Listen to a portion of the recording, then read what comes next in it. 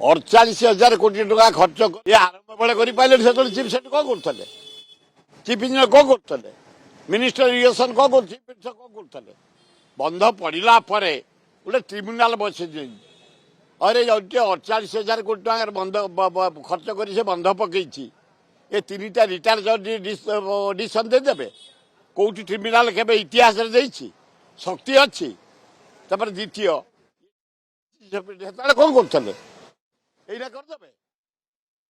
कश्मी काल करें खाली टाइम पास जमी ट्रिब्यूनाल है टाइम पास तुरंत मुख्यमंत्री से छंद कपट देखाओनी